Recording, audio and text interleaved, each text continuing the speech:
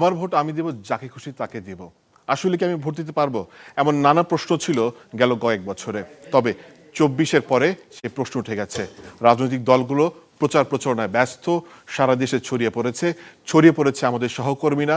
সেখানে নির্বাচনের মাঠের কি অবস্থা, কি প্রতিশ্রুতি দিচ্ছে, কি ওয়াদা, সেই ওয়াদা জনগণকে কত কাছে টানছে কি টানছে না, এই সব কিছু নিয়ে চ্যানেল 24 এবং এন মোহাম্মদ একটি যৌথ আয়োজন করেছে, যার নাম ব্যালটে বাংলাদেশ।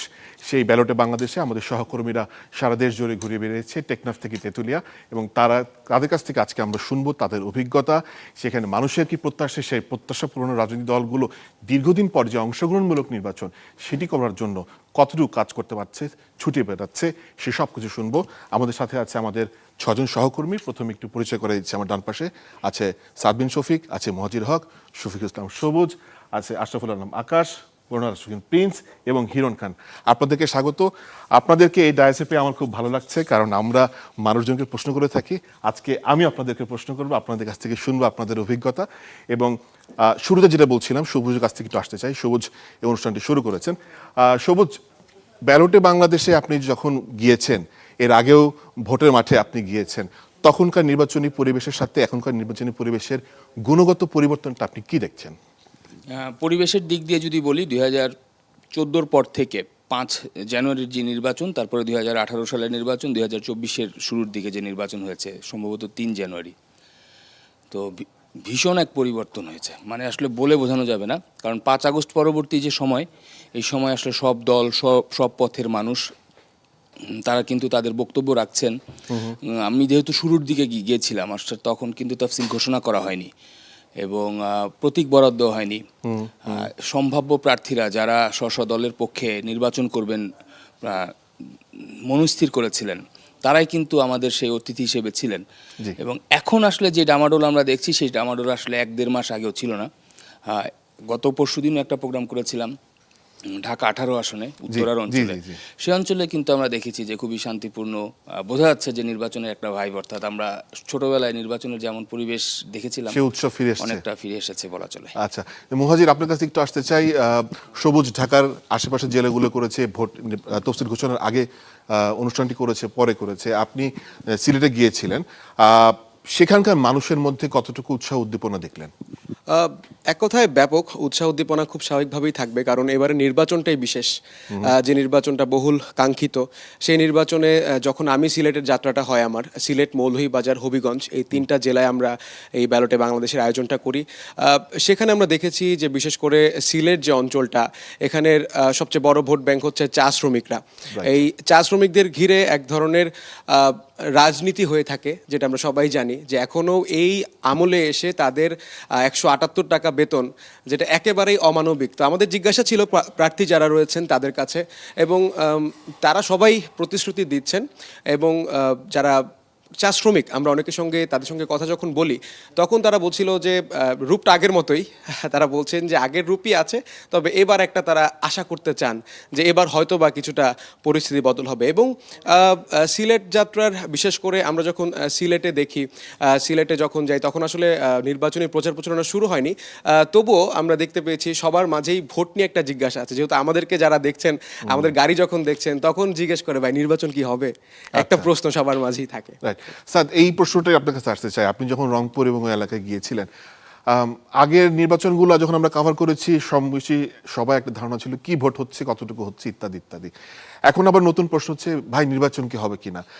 তখন যখন অনেকগুলো দল ছিল না, তখন একরকম আশঙ্কা ছিল, শঙ্কা ছিল। এখন যখন অনেকগুলো দল আছে, তারপরেও আশঙ্কা আছে মানুষের মনে এই ধরনের আশঙ্কা কেন তৈরি হয়েছে? অতীতের কারণে, নাকি এখন বেশি দল, অনেক বেশি প্রতিশ্রুতি, মানুষ দিশেহারা, কাকে ভোট দিব কাকে ভোট দিব না? আমি রংপুর বিভাগে যখন শুরু করি পঞ্চগড় দিয়ে, আপনি জানেন বাংলাদেশের সংসদীয় আসনগুলো যে 1 থেকে 300 পর্যন্ত যে ক্রম, এর মধ্যে 1 নাম্বার হচ্ছে পঞ্চগড় দিয়ে শুরু হয়। এটা জাস্ট আফটার তফসিলের পরপরই। এখন নির্বাচন নিয়ে, ভোট হওয়া নিয়ে মানুষের মধ্যে মনে যে ধরনের ধারণা, না ঠিক আছে এখন পর্যন্ত মোটামুটি এভরিথিং অলরাইট, নির্বাচনটা হয়ে যাবে, তখন পরিস্থিতিটা এরকম ছিল না। তখনও কিন্তু প্রতীক বরাদ্দ হয় না, এবং যেই জোটের সমীকরণ, কথাবার্তা চলছে, আলাপ আলোচনা চলছে, কে কোন জোটে যাবে। এখনকার যারা আমাদের গেস্ট থাকে, গত কয়েকটি পর্ব জুড়ে আমরা দেখেছি, কিন্তু তখন কিন্তু বিষয়টা এরকম ছিল না। তখন আমাদের এনসিপি থেকে আলাদা প্রতিনিধি থাকতেন, জামায়াত থেকে থাকতেন, বিএনপি থেকে থাকতেন। জোটের হিসাব নিকাশ ছিল না। জোটের হিসাব নিকাশটা তখনও ছিল না, তখনও হচ্ছে যে উপরের লেভেলে নেগোসিয়েশনের কাজটা চলতেছে, আসলে কে কোন জোটে যাবে বা কি হবে না হবে সব বিষয়। তখন কিছুটা অনিশ্চয়তা, কেউ যদি আসলে একেবারেই শুরু থেকে বলে বুকে হাত দিয়ে যে না কোনো ধরনের কোনো ভর্তি অনিশ্চয়তা নাই, আমি সন্দেহ পোষণ করি সে আসলে কতটুকু সত্যি বলতেছে। কিছুটা অনিশ্চয়তা কিন্তু নানা ধরনের ছিল, কারণ এমন একটা পরিস্থিতিতে দেশে ভোটটা হচ্ছে, একটা গণ অভ্যুত্থান পরবর্তী সময়, এই সময় ভোটটা নানা ধরনের মেকানিজম হবে, এই ধরনের আশঙ্কার কথা কিন্তু গভর্নমেন্টের পক্ষ থেকে বলা হয়েছে এবং গভর্নমেন্ট এটা মোকাবেলা করবে বলে শেষ পর্যন্ত তারা কাজ করে যাচ্ছে। মানুষের মধ্যে এক ধরনের উৎকণ্ঠা ছিল, যে কথাটা মুহাজির বললেন যে মানুষ এই ধরনের প্রশ্ন, সাধারণ মানুষ তো আমাদের অডিয়েন্স হিসেবে থাকে, সাধারণ ভোটাররা, তারা কিন্তু জিজ্ঞাসা করেছেন যে আসলে কি ভাই ভোট হবে। হয়তো মাইকের সামনে, ক্যামেরার সামনে আমাদের প্রোগ্রামে তারা পার্টিসিপেট করছেন, তারা তাদের প্রত্যাশার কথা, সমস্যা সংকটের কথা বলছেন, কিন্তু তারপরেও কিন্তু এক ধরনের সংকট তাদের মধ্যে ছিল, যদিও তারা মুখে সবসময় হয়তো প্রকাশ করেনি, কিন্তু মনে মনে ছিল যে জিনিসটা নিশ্চয়ই এখন কেটে গিয়েছে। আর আপনি জানেন উত্তরবঙ্গ হচ্ছে বাংলাদেশের উন্নয়নের কথা যদি আমরা বলি, সুষমভাবে উন্নয়নটা কিন্তু সব জেলায় হয়নি, সবচেয়ে কম উন্নয়ন কিন্তু আমরা দেখে থাকি উত্তরবঙ্গে। উত্তরবঙ্গের মানুষের বিশেষ কিছু চাহিদা আছে, যে কয়টা জেলা, 5টা জেলা কভার করেছি, এর মধ্যে বেশ কয়েকটা জেলার সাথে কিন্তু সীমান্তবর্তী জেলা, তাদের নিজস্ব নিজস্ব সমস্যা আছে, সংকট আছে। সেই বিষয়গুলো তারা তাদের জনপ্রতিনিধি যারা সম্ভাব্য, তখন যারা অংশগ্রহণ করেছে আমাদের প্রোগ্রামে, তারা যারা এসেছেন, তাদের কাছে কিন্তু ওই বিষয়গুলো সুস্পষ্ট জিজ্ঞাসা করেছে, জানতে চেয়েছেন যে আসলে সেই সমস্যার সমাধানে তাদের কি কি রূপরেখা আছে, কি কি ম্যাজিক তারা নিয়ে আসতে চাচ্ছেন আগামী নির্বাচনে। জি, এক সেকেন্ডে শেষ করি। এই সংখ্যাটা আসলে তৈরি হয়েছে তফসিল ঘোষণার পরে শরীফ ওসমান হাদি যেদিন গুলি খান, অর্থাৎ Exactly. 12 ডিসেম্বর, তারপর থেকে মানুষের মনে এক ধরনের ভয় তৈরি হয়েছে, না জানি কি হয়। হ্যাঁ, কারণ ভোট যত এগিয়ে আসছে কয়েকটা ঘটনা কিন্তু আমরা দেখেছি হয়েছে, তো আসলে তারপর থেকে এই মানুষের এই সংকট উদ্বেগটা বেড়েছে আসলে। যে আমি শফিকুল ইসলাম সবুজের সাথে সম্পূর্ণ একমত, কারণ আমরা দেখেছি যে তফসিল ঘোষণার পর দিনে একজন প্রার্থী, সম্ভব প্রার্থী, হয়তো বা তিনি সংসদে যেতে পারতেন, তিনি গুলিবিদ্ধ হয়ে শহীদ হন। হিরণ খান, আপনি যখন ময়মনসিংহ এবং আশেপাশের এলাকায় যান, ততক্ষণে মনে হয় তফসিল ঘোষণা হয়ে গেছে, তো তখন তো মোটামুটি হিসাবটা অনেক সহজ, কে কার সাথে, কে কার সাথে নাই, কে কার জোটে, কে কার জোটে নাই। সেখানকার চ্যালেঞ্জটা আপনি কি দেখেছেন? প্রথমে সবুজ ভাই এবং সাদের সাথেই কথা বলতে চাই যে আসলে ওই ভোট হবে কি হবে না সেই বিষয়টি। সবুজ ভাই একটা কথা বললো হাদির ইনসিডেন্ট, এবং আপনি জানেন যে 5 আগস্টের পরে থানা থেকে প্রচুর অস্ত্র লুট হয়েছে এবং সেই অস্ত্র এখনো উদ্ধার করা হয়নি। এবং তার পরবর্তী সময় আপনি জানেন যে অনেকভাবে নিউজ হয়েছে অন্য দেশ থেকে বাংলাদেশে অস্ত্র ঢুকেছে, এরকম কথাও চলছে। এবং আমরা দেখেছি যে বেশ কয়েকটি ইনসিডেন্ট হলো এই নির্বাচনী প্রচারণা নিয়ে, অনেকগুলো এই বিষয়গুলো নিয়ে কিন্তু আমি যখন ময়মনসিংহ, নেত্রকোনা, শেরপুর এলাকাতে প্রোগ্রাম করলাম, তখন কিন্তু ওইখানের মানুষ, যেমন সাদ বলছিল, বিহাইন্ড দ্য সিন, ক্যামেরার বাইরে যে আমাদের কাছে জিজ্ঞেস করছিল যে উদ্ধার কি হবে, নির্বাচন কি হবে, ভোট কি দিতে যেতে পারবো। এই যেটা অনাস্থা তৈরি হয়েছে ভোটের প্রতি মানুষের মধ্যে, একটা এই মনে করেন কথার কাদা ছোড়াছুড়ি, যেমন আমার যেই 3টি জায়গায় আমি এই করেছি তার মধ্যে শেরপুরেই দেখা যাচ্ছে প্রার্থীর সাথে প্রার্থীর ব্যক্তিগতভাবে কথার ছোড়াছুড়ি হচ্ছিল এবং আক্রমণ হচ্ছিল সোশ্যাল প্ল্যাটফর্মে আলোচনা। এটা কিন্তু খুব গুরুত্বপূর্ণ এখন যে ফেসবুকে যেই আলোচনা, এক প্রার্থী আরেক প্রার্থীকে নিয়ে যেই মানে মব ভায়োলেন্স যদি বলতে পারি, ফেসবুকে মানে ডিরেক্টলি হচ্ছে না, ফেসবুকে হচ্ছে, এই ধরনের ইস্যুগুলো নিয়ে কিন্তু আসলে সাধারণ মানুষ উদ্বেগ। এবং আইন শৃঙ্খলা পরিস্থিতির বিষয়টি খুবই গুরুত্বপূর্ণ, কারণ আপনি জানেন যে নির্বাচনকে ঘিরে আইন শৃঙ্খলা পরিস্থিতি মানে অন্যরকমভাবে সাজানো হয় এবং এটা নিয়ে বরাবরই সাধারণ মানুষের কনসার্ন থাকে, যেহেতু আপনি 14 নির্বাচন, 18 নির্বাচন, 24 নির্বাচন, এগুলো অনেক ক্ষেত্রে বলা হয় ডামি নির্বাচন। তো সেই ক্ষেত্রে যখন প্রতিদ্বন্দ্বিতামূলক নির্বাচন হয় তখন কিন্তু আইন শৃঙ্খলা কনসার্নটা একটু বেশি থাকে। সেই জায়গা থেকে কিন্তু আসলে সবাই এটা নিয়ে কনসার্ন, আসলে নির্বাচন হবে কি হবে না। আমি একটি সহকর্মী বোরহান আশকিন প্রিন্সের কাছে আসতে চাই। বোরহান, একটা প্রশ্ন, দুইটা দিক। প্রথম প্রশ্ন হচ্ছে, আপনি যেহেতু ইসি কভার করেন এবং আমাদের আলোচনা এসছে এবং সাধারণ মানুষও বলছে যে এক ধরনের নিরাপত্তার শঙ্কা রয়েছে, সেটি যদি চ্যালেঞ্জটা মিট করতে চায়, আসলে ইসি কতটুকু সক্ষম, এটি একটি আপনার কাছে প্রশ্ন, কিংবা আপনি কি মনে করছেন তাদের সাথে, যদিও 10 লক্ষ আইন শৃঙ্খলা বাহিনীর সদস্যরা থাকবেন বলছেন। দ্বিতীয় প্রশ্ন হচ্ছে গিয়ে, যারা পর্যবেক্ষক আসছে তাদের সাথে কি আপনার কথা বলার সুযোগ হয়েছে কিনা, তারা কোন কোন জায়গা দেখছে? জি, ধন্যবাদ হাসিব।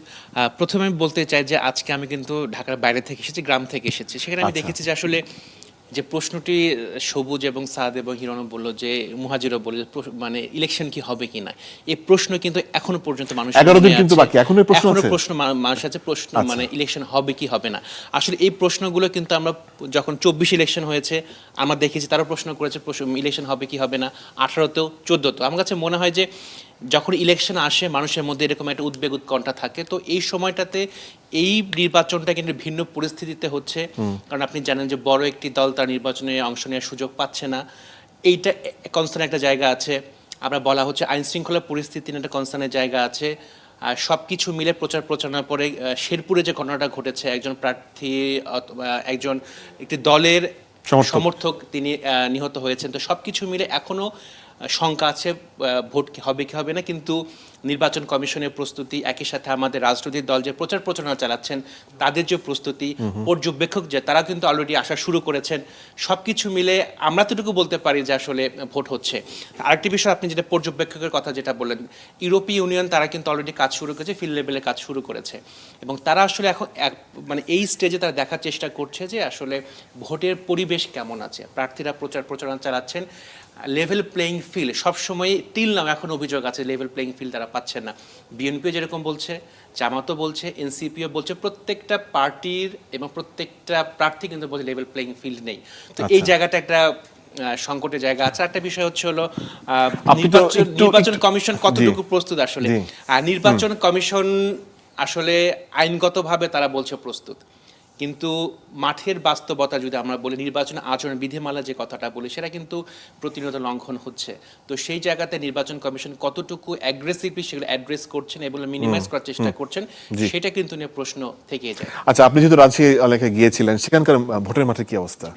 আমি মূলত উত্তরবঙ্গে 5টি জেলা প্রোগ্রামটা করেছি, এবং ওখানে কিন্তু আসলে 5টি জেলা 5টি ডাইমেনশনে কিন্তু আসলে জিনিসগুলো হয়েছে। আমি যদি বগুড়া এবং সিরাজগঞ্জের কথা বলি, সেখানে অন্যতম একটা কনসার্নের জায়গা হচ্ছে হলো নদী ভাঙন এবং চর এলাকাতে মানে access to health, access to education, access to যে আপনার যে অন্যান্য সুবিধা, মানুষের মৌলিক অধিকার, মৌলিক চাহিদা যেটা আছে সেটা নিয়ে কিন্তু একেবারে কনসার্ন। কিন্তু আমাদের উন্নয়নগুলো হয় কি টপ টু বটম হয়, কিন্তু বটম টু টপ অ্যাপ্রোচে আমরাগুলো আসি না। যে ওই এলাকার মানুষ যারা বসবাস করছেন তাদের কথাগুলো কিন্তু আসলে পলিসি মেকাররা কতটুকু অ্যাড্রেস করেন বা শোনেন, সেটি কিন্তু তারা কনসার্নের জায়গা থেকে থাকে। সেক্ষেত্রে ওই বগুড়া এবং সিরাজগঞ্জে উদ্বেগের একটা জায়গা ছিল, নদী ভাঙনের জায়গা। আবার যদি আমরা নাটোরের কথা বলি, সেখানে কিন্তু চলন বিল অধ্যুষিত এলাকা, ওর মাঝখান দিয়ে রাস্তা হয়ে গেছে, এবং ওখানে যারা প্রতিনিধি বা আমাদের যারা মানুষ যারা হয়েছে, উন্নতি হয়েছে, উন্নয়ন হয়েছে, রাস্তাঘাট হয়েছে, ইনফ্রাস্ট্রাকচার হয়েছে, কিন্তু 2 বছর পরে সেই উন্নয়ন বা ইনফ্রাস্ট্রাকচার বা রাস্তাঘাট কিন্তু আবার ভেঙে যাচ্ছে। আসলে এটাকে তারা উন্নয়ন বলতে যাচ্ছে না, পরিবেশকে ধ্বংস করে উন্নয়ন, সাস্টেনেবল যে ডেভেলপমেন্ট সেটা কিন্তু হচ্ছে না, একই সাথে পরিবেশকে ধ্বংস করে আপনি উন্নয়নের দিকে যাচ্ছেন। তো পরিবেশ এবং উন্নয়ন দুটোকে একসাথেই কিন্তু আমাদের দেখতে হবে। আমরা যদি রাজশাহীর কথা বলি, রাজশাহীতে কিন্তু একটা ইউনিভার্সিটি আছে, কিন্তু রাজশাহীর মানুষজন বলার চেষ্টা করছেন তাদের কর্মসংস্থানের কোনো জায়গা নেই। এত বড় একটা ইউনিভার্সিটি, বিভাগীয় শহর, কিন্তু কর্মসংস্থানের যে জায়গাটা, এক্সেসটা তারা পাচ্ছে না। তারা লেখাপড়া করছেন, তাদেরকে বাইরে যেতে হচ্ছে। উত্তরবঙ্গকে বলা হচ্ছে কৃষি অধ্যুষিত অঞ্চল, কিন্তু ওই জায়গাতে কৃষি বিশ্ববিদ্যালয় অথবা কৃষি ইনস্টিটিউট অথবা কোল্ড স্টোরেজ অথবা কৃষিকে প্রাধান্য দিয়ে কিন্তু সেরকম কোনো প্ল্যান তৈরি হয় না। রাইট, আমি একটু আমার সহকর্মী আকাশের কাছে আসতে চাই। আকাশ, রাজশাহী থেকে খুলনা চলে আসলাম আপনার কাছে। আপনি যখন খুলনা গিয়েছিলেন, খুলনার মানুষের কাছে বর্ণল যেমন অভিযোগগুলো তুলে আনছেন সেই মানুষের পক্ষে, এমন অভিযোগের সাথে সাথে আর কি কি অভিযোগ আছে সেখানকার মানুষের? হাসিব, যদি বলি আমরা জাতীয় রাজনীতির সাথে যদি এলাকা ভিত্তিক রাজনীতির তুলনা করি, আমরা অনেক পার্থক্য দেখেছি।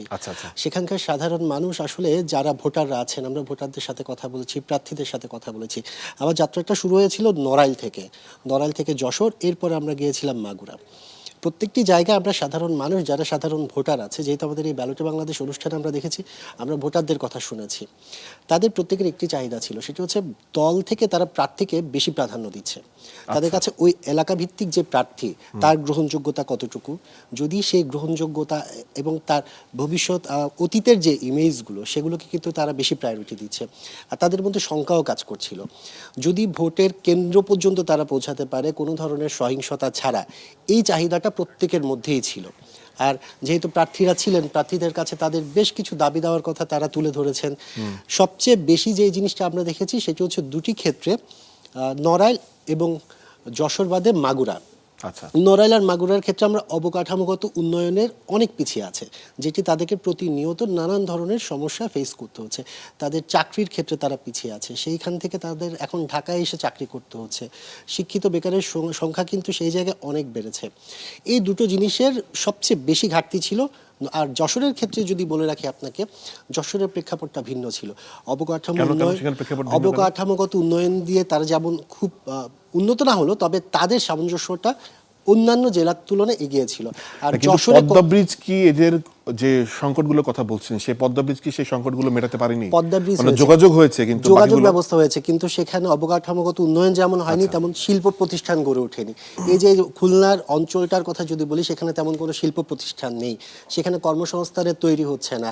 রাস্তাঘাটের যে ব্যবস্থাপনাগুলো, আমরা প্রধান সড়কের রাস্তাগুলো ভালো দেখলেও এলাকা ভিত্তিক যে রাস্তাগুলো ছিল, যেখানে আসলে দৈনন্দিন জীবন তাদের চলে, সেই সব রাস্তাঘাটগুলোর কর্পোরেশনের অবস্থা রাস্তাগুলো। খুবই খারাপ। আর কৃষি প্রধান এলাকা মাগুরা, যশোর, এই সব জায়গাগুলো, এইসব কৃষি প্রধান জায়গা হলো, তারা কিন্তু কৃষকের যে ন্যায্য মূল্য, সেই মূল্য থেকে কিন্তু অনেকটা পিছিয়ে আছে, একমাত্র যোগাযোগ ব্যবস্থার কারণে। কারণ তাদের যে অভ্যন্তরীণ যোগাযোগ ব্যবস্থা, সেটি খুবই শোচনীয় বলা যায়। তো সেক্ষেত্রে আমরা যেটি দেখেছি, আসলে সমস্যার কথা বলতে গেলে অনেক ধরনের সমস্যার কথা তারা তুলে ধরছেন, বিগত সময়েও তারা তুলে ধরেছেন। আর যারা প্রার্থীরা ছিলেন তারা আশ্বাস দিয়েছেন, বাস্তবায়নের ক্ষেত্রে সেটি খুব একটা গ্রহণযোগ্য বা আশার ফল কিন্তু তারা পায়নি। এবারে যে নির্বাচন, ইতিহাসের পাতায় যেমন এই নির্বাচনের কথা উল্লেখ থাকবে, Right. অবশ্যই নির্বাচনটি একেবারেই ভিন্ন। যেমন নির্বাচনের গ্রহণযোগ্যতা নিয়ে এখন পর্যন্ত প্রশ্ন উঠছে, লেভেল প্লেইং ফিল্ড নিয়ে প্রত্যেকটি দলই কথা তুলছে, ঠিক তেমনি কিন্তু সাধারণ যারা ভোটার আছে তাদের মধ্যেও কিন্তু এই জিনিসটি নিয়ে আতঙ্ক কাজ করছে। এই আতঙ্কটা আসলে দিন যত যাচ্ছে সেটা কিন্তু কমছে না। যে ধরনের সহিংসতাগুলো আমরা দেখছি, শুরুর দিকে যা ছিল এখন কিন্তু ধীরে ধীরে তা বাড়ছে। প্রার্থীদের তুলনায় যদি আমি আপনাকে আরেকটা কথা বলে রাখি, প্রার্থীদের তুলনায় যারা প্রার্থীর সমর্থকরা আছেন তাদের সাথে কিন্তু এই কোন্দলটা বেশি হয়। অনেক ক্ষেত্রে আমরা দেখেছি প্রার্থীরা চাচ্ছে যে দুই পক্ষের মধ্যে সমতা রেখে কাজ করতে, কিন্তু এলাকা ভিত্তিক যে গ্রুপিংগুলো হয় সেগুলো কিন্তু তাদের কর্মী সমর্থকদের মধ্যে হয়ে থাকে। সে কিন্তু সেক্ষেত্রে আমরা দেখি ঢাকার রাজনীতি যদি আপনি দেখেন, কেন্দ্র থেকে অনেকে বহিষ্কার করা হয়েছে বিভিন্ন দলে, বিভিন্ন সাংগঠনিক ব্যতিক্রমী কাজ করলে, কিন্তু এলাকায় কিন্তু এগুলো কিন্তু কন্ট্রোল করা যাচ্ছে না। তারা নিজেদের মানে যে এলাকায় কেন প্রভাব, কন্ট্রোল করা যাচ্ছে না? তারা নিজেদের প্রভাবটা বিস্তার করতে চাচ্ছে। Right. যখন প্রভাবের বিষয়টা আসে, তখন কিন্তু দুই পক্ষের যারা কর্মী সমর্থক থাকে, দুই পক্ষ বলেন বা তিন পক্ষ বলেন, যারাই থাকে মাঠ পর্যায়ে, তাদের মধ্যে কিন্তু এই কোন্দলটা তৈরি হয়ে যায়, যেটা সহিংসতা থেকে শুরু করে মৃত্যু পর্যন্ত, এই যে হত্যাকাণ্ড, ঘটনাগুলো এইসব ঘটায় যাচ্ছে। ঘটনা পর্যন্ত প্রভাবিত করে। রাইট। যেহেতু এটা একটা বড় অভিজ্ঞতা, সবাইকে অনেক সময় থাকতে হয়েছে, নানান ধরনের চ্যালেঞ্জ মিট করতে হয়েছে, এবং আপনারা যখনই ভোটের মাঠে যান, যখনই আশঙ্কার কথা শুনেন, তখন কিন্তু নানান ধরনের আপনাদের বেশ মজার স্মৃতিও তৈরি হয়। আকাশ, আপনার কি একটা স্মৃতি আমাদের সাথে শেয়ার করা যায়? আমাদের মজার স্মৃতির বলতে গেলে কি, আমাদের যে জার্নিটা ছিল, এই জার্নিটা ছিল আমরা একটি জেলার কাজ শেষ করে কিন্তু ওইখানেই আরেকটি জেলায় গিয়েছি। এভাবে কিন্তু আমরা আমাদের পুরো খুলনা বিভাগের যে ট্যুর, সেই ট্যুরটা করেছি। সেখানে মজার স্মৃতি চেয়ে কষ্টের স্মৃতি একটু বেশি ছিল, কারণ এত কাজের মধ্যে, এত প্রেশারের মধ্যে আমাদের কাজগুলো করতে হয়েছে। সবচেয়ে বেশি কষ্ট হয়েছে যখন আমরা গেস্টদের সময় নিয়ে নিয়েছি। আমাদের প্রোগ্রামের পুরো সেট ওকে, সব কিছু ওকে, কিছুক্ষণ পর শুরু হবে, দুজন গেস্টও চলে এসেছে, বাকি একজনের নাম আমি বলছি না, উনি আসবেন না। উনি আসবেন না, শেষ মুহূর্তে এসে উনি আসবেন না। দুজন গেস্ট যখন চলে এসেছে, এই মুহূর্তে বাকি দুজন গেস্টকে মেনটেন করা কিন্তু খুব কষ্টসাধ্য বিষয় হয়ে যাচ্ছিল। আর আমাদের প্রোগ্রাম করতেই হবে, সেক্ষেত্রে এবং প্রোগ্রাম ডিজাইনটাও তখন একটা শেপের নম্বরের মধ্যে জায়গায় চলে এসেছে। এর আগে থেকে আমাদের প্রচারণা চলেছে। এছাড়াও যদি বলে রাখি যে আমরা ডিজিটালের জন্য যে স্টিকার কার্ডগুলো করে থাকি, সেগুলো কিন্তু তাদের যে লোকাল প্রার্থীরা, তাদের যে কর্মী সমর্থকরা, তারা কিন্তু শেয়ার করেছেন, প্রত্যেকের নাম আছে, সব কিছু আছে। তো এই ধরনের একটা বড় ইভেন্টে গিয়ে যখন আসলে এই ধরনের প্রবলেমগুলো ফেস করি, তখন ভালোর থেকে আসলে মাথার টেনশনটা বেড়ে যায়। তবে যে কোনোভাবে আমরা, দেখা গিয়েছে আমরা সেই প্রার্থীর যেখানে অফিসে ছিলেন সেখানে গিয়েছি, তার মিটিং যে কোনোভাবে সেটিকে শিডিউল পোস্টপন করে কিন্তু আমরা তাকে নিয়ে এসেছি। এই ধরনের সুখের ঘটনা বলা যাবে না, এইগুলোকে বলা যায় যে খুব অল্প সময়ের মধ্যে আমাদেরকে ওই জায়গাটাকে ম্যানেজমেন্ট করতে হয়েছে। এই ধরনের অভিজ্ঞতা আছে। আর যে জার্নিটা, সেই জার্নিটা অবশ্যই আমাদের একটু অসাধারণ জার্নি ছিল। আমাদের টিম কম্বিনেশনটা খুবই ভালো ছিল। সেক্ষেত্রে বলা যায় যে সারাদিনের যে কাজের চাপ, সেই কাজের চাপটা খুব একটি লাগেনি আমাদের কারোর মধ্যে। রাইট। বোরহান, আপনারও কি তার মতো অভিজ্ঞতা নাকি একটু মজারও আছে? না, আমি অভিজ্ঞতা বলতে আমি যে পাবনায় একটা প্রোগ্রাম করেছি, পাবনায় আপনারা জানেন যে 4 কোটি বেশি ভোটার হচ্ছে ইউথ ভোটার। পাবনাতে একজন ইউথ ভোটার সে যেটা প্রশ্ন করেছে প্রার্থীদের প্রতি যে আমরা ইউথ ভোটার আছি, আমরা যদি মিসাইল বানাতে চাই আপনারা কি পদক্ষেপ গ্রহণ করবেন অথবা কি পলিসি থাকবে আপনাদের? আমার কাছে এটা কিন্তু অনেক হয়তো একটা রেদরিক অর্থে সে বলেছে, কিন্তু তার আমাদের ভোটারদের ইউথ ভোটারদের মানে মাইন্ড সেট আপটা কিন্তু আমরা যদি বিগত 15 বছর 20 বছরে ওই সেট আপে যদি ধরে থাকি তাহলে কিন্তু তাদের মাইন্ডটা কিন্তু ওই রকম নাই। আমাদের ইউথ ভোটারদের মাইন্ডটা কিন্তু মাইন্ড সেট আপ কিন্তু একেবারে চেঞ্জ হয়ে গেছে। তারা কিন্তু আসলে কন্টেম্পোরারি ওয়ার্ল্ডের সাথে তারা খাপ খাওয়াতে চায়, নিজেদের কন্টেম্পোরারি হায়ার এডুকেশন যেটা আছে সেটা কিন্তু তারা অ্যাডাপ্ট করতে চায়। তো যারা পলিসি মেকার আছেন বা যারা এমপি হয়ে আসবেন সংসদে, তারা ইউথদের এই চাহিদাগুলোকে কিভাবে মিট আপ করবেন সেটা কিন্তু এই তাদের প্রশ্নের জন্য জবাব কি সবচেয়ে বড়। দিয়েছিল? সম্ভব তারা কিন্তু এড়িয়ে গেছেন বিষয়টা। আচ্ছা। তো তো যাই হোক, আর আমি যে বলবো যে আসলে অভিজ্ঞতার কথা, আমার অভিজ্ঞতাটা খুবই দুর্দান্ত ছিল, কারণ আমরা যারা ছিলাম, আমি গ্রেটফুল। আমাদের সাথে ক্যামেরা পার্সন আফান ভাই ছিলেন, মিরাজ ছিল, তপন ছিল, দে আর ডুইং গ্রেট। একই সাথে আমাদের যে আমাদের যে লিড দিয়েছে আমাদের প্রডিউসার আশিক ভাই, উনি কিন্তু আসলে দুর্দান্ত। আমি একটু এটা বলতে চাই যে ওখানে কার কি ডিমান্ড, কার হায়ারি কমর দরকার, উনি কিন্তু সেটাও কিন্তু ম্যানেজ করে দিয়েছেন। অর্থাৎ উনি কিন্তু টিম মেম্বার যারা আছে তার কি সুবিধা অসুবিধা উনি কিন্তু সেটা কিন্তু অ্যাড্রেস করেছেন, সমস্যার সমাধান করার চেষ্টা করেছেন।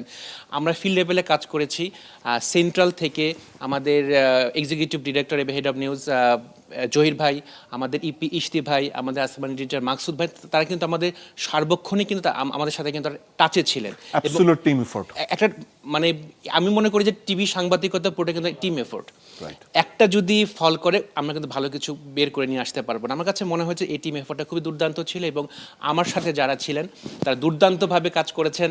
এবং আকাশ যেটা বললো যে আমরা সকালে কাজ করেছি, দুপুরে কাজ করেছি, রাতে আরেকটা জেলাতে গিয়েছি। তো এই জার্নিটা হয়তো বা হেক্টিক ছিল, কিন্তু আমি এনজয় করেছি এবং আমার টিম অবশ্যই এনজয় করেছে।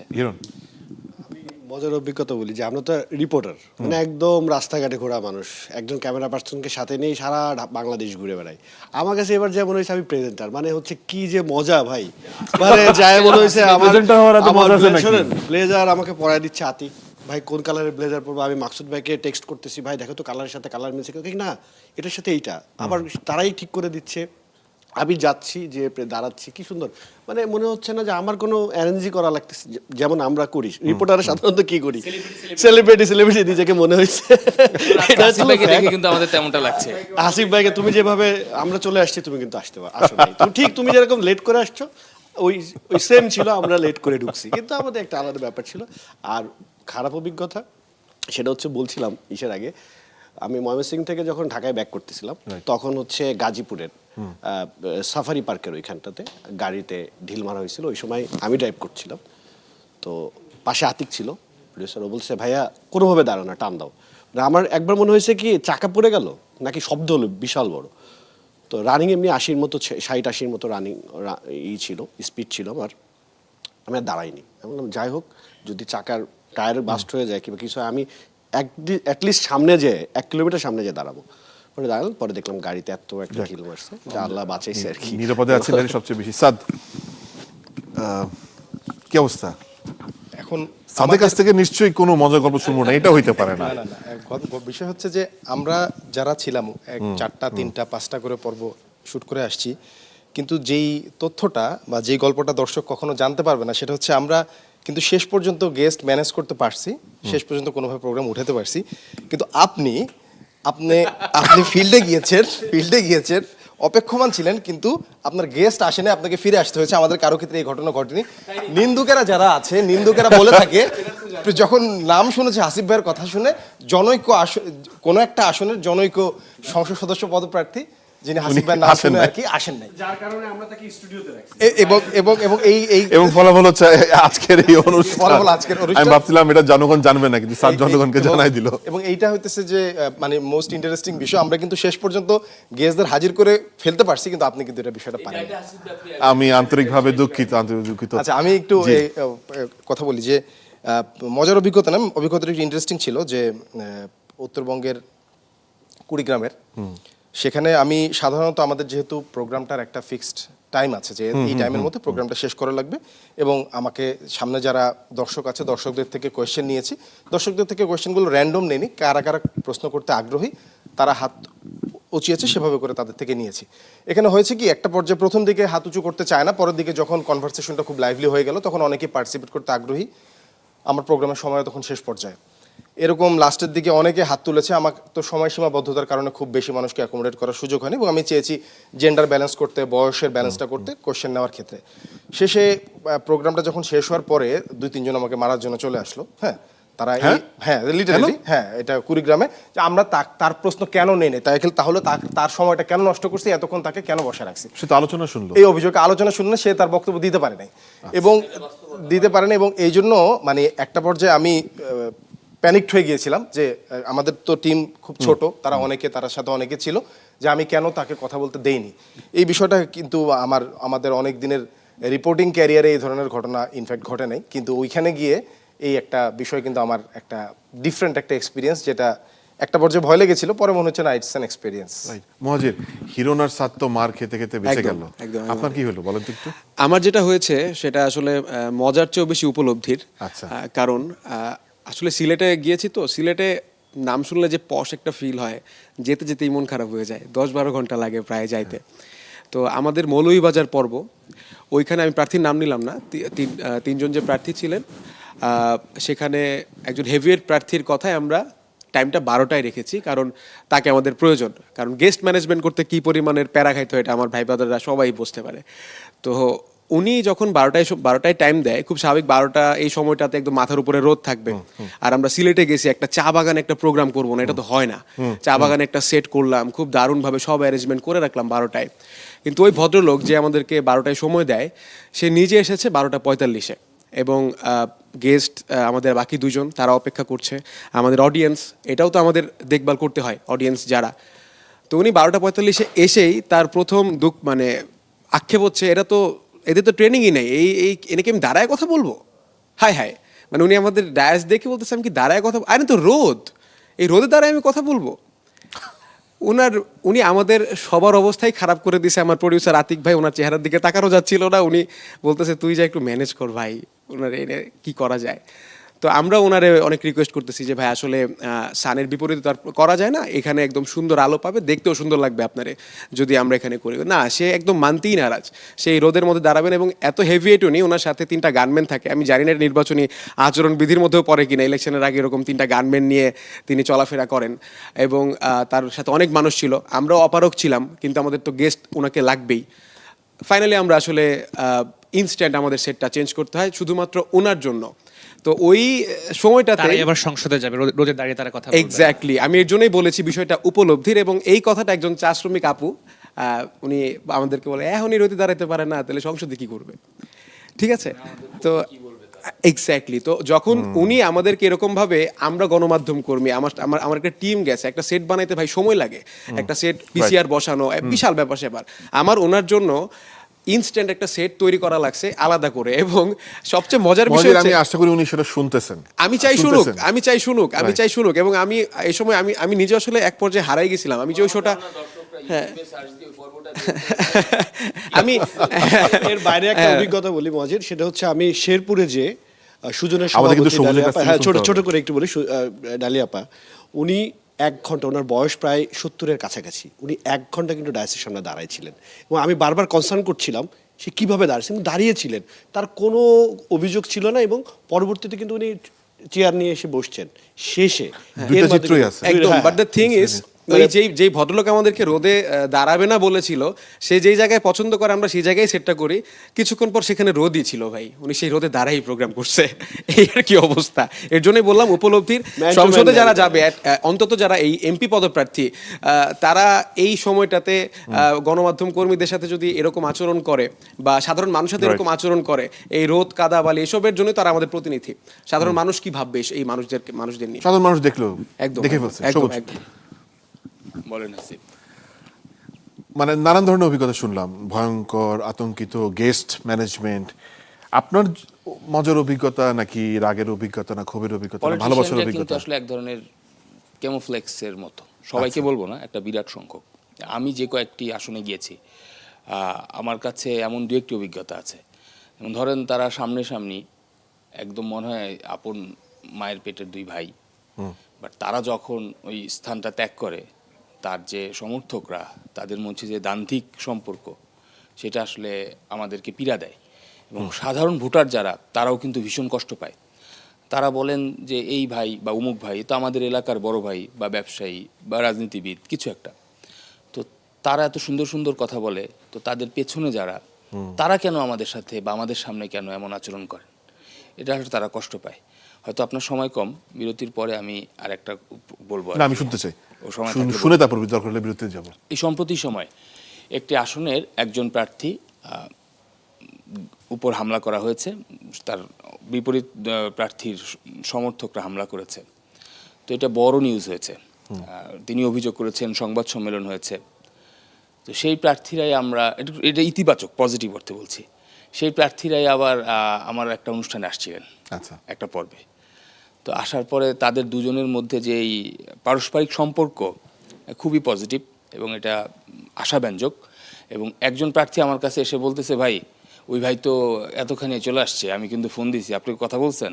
আমি কিন্তু আমার তো সময় মতো আসার কথা, চলে আসবে, আর তো 20 মিনিট বাকি আছে। কারণ আমার সাথে কথা হয়েছে, ভাই দুজনই একসাথে আসতেছে, আমাদের পাশাপাশি দাঁড় করেন, কিন্তু আর কোশ্চেন করেন, কোনো সমস্যা নেই। এমন অভিজ্ঞতা তো হয় আসলে আমাদের। আসলেই মানে রাজনীতিবিদদের যে বিচিত্র অভিজ্ঞতা সেগুলো আমরা কভার করতে গিয়ে আমাদেরও নানান ধরনের বিচিত্র অভিজ্ঞতা হয়। এই পর্যায়ে আরও একটা বিরতি নিতে হবে, বিরতি নিব কিন্তু তার আগে আমি আমার একটা অভিজ্ঞতার কথা বলি। এটা সম্বন্ধে খুব সম্ভবত 2018-তে আমি বরগুনাতে কিংবা পটুয়াখালীতে আছি, শো চলছে, তখন এরকম লাইভ শো হতো, আপনারা যারা করেছেন আপনারা জানেন। কোনো একটা কারণে আমাকে একটা সিঙ্গেল ফ্রেম ধরে রাখছে, আর একজন পাগল আসলে আমার শোর এক কোণা থেকে দৌড় দিয়ে আর এক কোণায় গিয়েছে। তো আমার কাছে হঠাৎ করে মনে হলো, যেহেতু আমি এভাবে দাঁড়িয়ে প্রশ্ন করছিলাম যে আমার বাম্পার যে কিছুটা মুভ করেছে, পরবর্তী তাকে থামানো গেছে, কিন্তু সে আরেকবার চলে আসলে হয়তো বা এটা মানে ভোটের মাঠে লাইভ ব্রডকাস্ট হয়ে যেত যে পাগল ঘোলাঘুরি করতেছে। আমি একটু সবুজের কাছ থেকে শুরু করতে চাই, আমরা সবার কাছে একবার করে আসতে চাই, এইবারের নির্বাচনে আপনার অভিজ্ঞতা থেকে ট্রিগার পয়েন্ট কি হতে পারে? আপনি যে এলাকাগুলো গিয়েছিলেন সেখানে পয়েন্ট হচ্ছে যে কোনো আলোচনায়, রাজনৈতিক আলোচনায় যারা কর্মী সমর্থকরা থাকে তারা তাদের নেতা যেই ভাবে কথা বলেন তারা ওইভাবেই কোশ্চেন করেন বা ওইভাবেই থাকতে চান। বাট এইবার আমার কাছে মনে হয়েছে বিশেষ করে তরুণ ভোটার যারা, তারা তার সামনে কে আছে সেই দিকে তারা তাকান নাই। তারা তাদের যে মনের কথাটা, সেই মনের কথাটা বলেছেন। এবং আগামী জাতীয় সংসদ নির্বাচনে 18 বছর থেকে যাদের বয়স 40-এর নিচে, বলা হচ্ছে যে এই ভোটারের সংখ্যা প্রায় 4 কোটি, 12 কোটির বেশি ভোটার, 12,70,00,000-এর মতো। তো তারা একটা বড় নিয়ামকের বা বড় ভূমিকা পালন করতে পারে। আচ্ছা, মুহাজির আপনি কি মনে করেন? একেবারে সবুজ ভাই যেমনটা বলছিল, এবারে নির্বাচনের যেহেতু মানে বিশাল একটা অংশ তরুণ, আর অভ্যুত্থান পরবর্তী একটা সময় নির্বাচন হচ্ছে, এখানে নানান ধরনের সমীকরণ দেখা যায়। তাও এই বাস্তবতায় তরুণরা আসলে যেদিকে আসলে মানে তাদের ভোটটা দিবে সেই দলটাই আলটিমেটলি সবার আগে এবং সবার ঊর্ধ্বে থাকবে বলে এখানে আমার কাছে মনে হয়। তার সাথে অবশ্যই আইন শৃঙ্খলা বাহিনীর বিষয়টা বলতেই হয়। সাদ, আপনি কি মনে করেন? ডিজিটাল লিটারেসি আমাদের দেশের মানুষের, sorry to say, up to the mark না। অনেক অপতথ্য, অনেক এআই কন্টেন্ট নির্বাচন উপলক্ষে ছড়াবে, আমাদের চোখের সামনে আসবে, মোবাইল ফেসবুক স্ক্রল করতে করতে পাবো। এই বিষয়গুলো একটা বড় ফ্যাক্ট হবে। কারণ আমি একটা ছোট্ট উদাহরণ দিই, যেহেতু সময় খুব সংক্ষিপ্ত। গত কয়েকদিন আগেই জাইমা রহমানের নামে একটা পোস্ট আসলো যে উনি মানুষকে টাকা পয়সা সাহায্য দিবে, বিকাশ নাম্বার দেন। হাজার হাজার মানুষ তার বিকাশ নাম্বার, যেটা দিয়ে সে আসলে ট্র্যাপে পড়তে পারে। মানে এই উদাহরণটা দেওয়া হচ্ছে তাদের ডিজিটাল লিটারেসি বা এই সেই পোস্টে নিজের নাম্বার দিয়ে সেই পোস্টে নিজের নাম্বার দিয়ে দিচ্ছে অবলীলায়। এই জন্য যে কোনো কিছু দেখলো একটা এআই কন্টেন্ট, যেটা যদি সে বিশ্বাস করে মিথ্যা কন্টেন্ট, সেটা আসলে তাকে ওভারঅল প্রভাবিত করবে, সেটা দ্বারা প্রভাবিত হবে এবং যেটা আলটিমেটলি একটা ব্যাড ইম্প্যাক্ট ফেলতেই পারে। তিরণ, আপনি কি মনে করেন? সাদের কথা এই ধরে আমি বলছি, সাইবার সিকিউরিটি থ্রেট এটি খুবই গুরুত্বপূর্ণ। এআই থ্রেট যেটি রয়েছে এবং পাশাপাশি আইন শৃঙ্খলা থ্রেট রয়েছে। যেমন শেরপুরের ঘটনাটা দেখা গেছে যে আইন শৃঙ্খলা বাহিনীর সদস্যরা তার হাত উঁচু করে দাঁড়িয়ে আছে, কেউ কিন্তু আসলে অ্যাকশনে যাচ্ছে না। আপনি যখন প্রতিদ্বন্দ্বিতামূলক নির্বাচন করবেন, আমার ধারণা, আমার ব্যক্তিগত ধারণা, এবার প্রতিটি আসনে হয়তো বা 5,000 10,000 ভোটের ব্যবধান হতে পারে, প্রার্থীদের সাথে প্রার্থীদের দূরত্ব হতে পারে। এই প্রতিদ্বন্দ্বিতামূলক নির্বাচনে আইন শৃঙ্খলা পরিস্থিতি যদি আপনি ঠিক না রাখতে পারেন, তাহলে কিন্তু আসলে কোনোভাবেই এই নির্বাচনকে সুষ্ঠু করাটা ডিফিকাল্ট হয়ে যাবে। এবং গতকালকে আপনি দেখছিলেন যে স্বরাষ্ট্র উপদেষ্টা নিজে বলছে ভাই ভাই যদি ঝগড়া করে তাহলে বাবা কি করবে। এই যদি আচরণ হয়, মানে যারা নির্বাচন কি সুষ্ঠু করার জন্য দায়িত্ব নিচ্ছেন, এই ধরনের বক্তব্য যদি হয়, তাহলে আসলেই ডিফিকাল্ট হবে। কিন্তু আমি আশাবাদী, এখনো পর্যন্ত আশাবাদী যে সুরক্ষা অ্যাপ হচ্ছে, আইন শৃঙ্খলা বাহিনীর সদস্যরা বিভিন্নভাবে কাজ করছেন, বিজিবি কাজ করছে, সেনাবাহিনী বলছে 1 লাখের মতো সেনা মোতায়েন করা হবে, পুলিশ কাজ। কিন্তু আপনি একটা জিনিস মাথায় রাখতে হবে, সেনাবাহিনী কিন্তু বহুদিন ধরে, প্রায় 1.5 বছরের উপরে কিন্তু তারা কাজ করছে, মাঠে রয়েছে, এবং সেই বিষয়টা মাথায় রাখতে হবে। রেখে তারপরে কিন্তু আসলে আইন শৃঙ্খলা ঢেলে সাজানোর যে প্রক্রিয়া, যেটা 1.5 বছরে হয়নি সেটা আর 10 দিনে হবে, সেটা নিয়ে আমার ডাউট রয়েছে। হতে হবে, কোনো উপায় নাই। প্রিন্স, আপনার কাছে আসবো, তার কাছে একটু আকাশের কাছে যেতে চাই। আকাশ, আপনি কি মনে করছেন চ্যালেঞ্জটা কি? সবাই চাচ্ছে একটি সুষ্ঠু নির্বাচন। সুষ্ঠু নির্বাচনের জন্য নির্বাচন কমিশন, অন্তর্বর্তী সরকার যে যতই চেষ্টা করুক না কেন, যদি রাজনৈতিক দলগুলো নির্বাচনের দিন 12 তারিখ ইলেকশন কমিশনের প্রত্যেকটি কাজে সাহায্য না করে, ভোটাররাও ভোট কেন্দ্রে আসতে পারবে না। এই নির্বাচন কখনো সুশৃঙ্খলভাবে তুলে আনতে পারবে না কমিশন। এটি এখন পর্যন্ত একটা ক্লিয়ার মেসেজ, সেটা ইলেকশন কমিশন থেকেও কিন্তু এই মেসেজটি দেওয়া হয়েছে। প্রধান নির্বাচন কমিশনার নিজেই বলেছে রাজনৈতিক দলগুলোর সহযোগিতা ছাড়া কখন একটি সুষ্ঠু নির্বাচন সম্ভব না। প্রিন্স, সবার বক্তব্য শুনলেন, আপনার কাছে শেষে আসছে এই কারণে, কারণ আপনি নিয়মিত ইসিতে যান, তাদেরকে প্রশ্ন করেন, তারা উত্তর দেয়। আপনি কি সেই উত্তরগুলো সন্তুষ্ট? একজন ভোটারও তো আপনি। দেখুন, 2024 বা 18-তে যখন নির্বাচন হয়েছে, তখনও আমাদের যে প্রশ্নগুলো ছিল এখনো একই রকম প্রশ্ন, উত্তর কিন্তু একই রকম। এবং আসলে প্রেক্ষাপট কিন্তু ভিন্ন, কিন্তু উত্তর কিন্তু একই রকম, মাঠের পরিস্থিতি কিন্তু ভিন্ন। তো সেই ক্ষেত্রে আসলে 12 তারিখে কি হবে না হবে, আকাশ যেটা বললো যে আসলে আমরা যদি সবাই যদি নির্বাচন কমিশনের সহযোগিতা না করি, তাহলে কিন্তু নির্বাচন, একটি ভালো নির্বাচন উঠিয়ে আনা কিন্তু খুবই কঠিন। আর একটা গুরুত্বপূর্ণ বিষয় হচ্ছে, এবার নির্বাচনে কিন্তু 2টো ডাইমেনশন আছে, একটা গণভোট, একটা হচ্ছে পোস্টাল ব্যালট। এখনো পর্যন্ত গ্রামের তৃণমূলের মানুষ বা চর এলাকার মানুষ জানে না যে গণভোট জিনিসটা কি। গণভোটে কোন প্রশ্নতে, মানে যে ব্যালটটি থাকবে গণভোটে, সেখানে হ্যাঁ দিলে কি হবে, আউটকামটা কি হবে, না দিলে আউটকাম কি হবে, সে জানে না। আরেকটা বিষয় হচ্ছে পোস্টাল ব্যালট। পোস্টাল ব্যালটে প্রবাসীরা ভোট দিচ্ছেন, পোস্টাল ব্যালট আসছে, দেশের ভিতর থেকে পোস্টাল ব্যালটে ভোট হবে, এটা কিন্তু একটা গুনতে কিন্তু সময় লাগবে। এবং নির্বাচন কমিশনার কিন্তু বলেছে যে সংসদ নির্বাচনের ফলাফল এবং গণভোটের ফলাফল একসাথে হবে। সবার কিন্তু আগ্রহ থাকবে সংসদ নির্বাচনের ফলাফলটা কি হচ্ছে। দুটো যদি আপনি একসাথে দেন, ক্যাওস হলেও হতে পারে। আপনাদেরকে অসংখ্য ধন্যবাদ। আমার সময় শেষ হয়ে যাচ্ছে, এই জন্য আপনাদেরকে অসংখ্য ধন্যবাদ। দর্শক, অনেকগুলো চ্যালেঞ্জ রয়েছে, তারপরেও আমি আশাবাদী হতে চাই, কারণ আমি বিশ্বাস করি আমি আমার ভোট দিতে পারবো। আপনি যদি বিশ্বাস করেন আপনি আপনার ভোটটা দিতে পারবেন, তবেই সুষ্ঠু নির্বাচন হবে। এবং যে সংস্কারের প্রত্যাশা নিয়ে আমরা নতুন বাংলাদেশ তৈরি করার চেষ্টা করছি, সেটি হবে। আপনাদের সকলকে অসংখ্য ধন্যবাদ এন মোহাম্মদকে আমাদের এই ব্যালটে বাংলাদেশের পৃষ্ঠপোষকতার জন্য। সবাই ভালো থাকবেন, সুস্থ থাকবেন এবং ভোট দিবেন।